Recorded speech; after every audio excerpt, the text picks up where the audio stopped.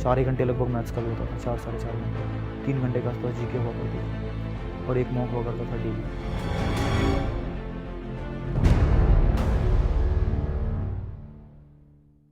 तो क्या पढ़ाई का शेड्यूल क्या होता था आपका? कोई रूटीन था प्रॉपर डेली कि इतने बजे उठना है फिर ये करना है?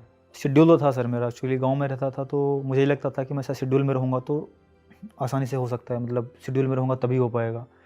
कुछ जो होती है ना अपने माइंड में शेड्यूल में रखता था।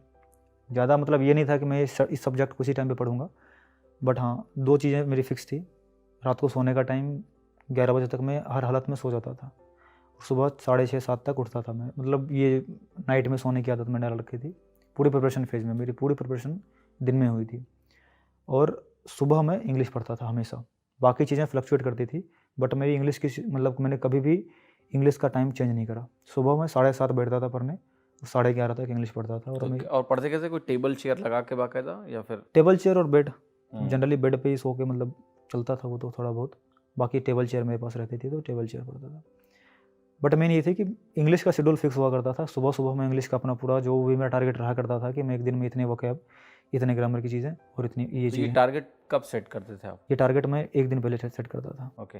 मेरा टारगेट डेली का होता था कि मैं कल इतने करूँगा, वीक में इतने करने हैं और मंथ में इतने करने हैं। मेरा टारगेट ये होता था और मैं संडे को चीज़ें रिवाइज़ करता था, सारी चीज़ें जो मैंने पूरे 6 दिन पढ़ा, संडे को सिर्फ उसकी रिवीजन, और वही चीज़ें मंथ के एंड पे भी 1-2 बार होती थी।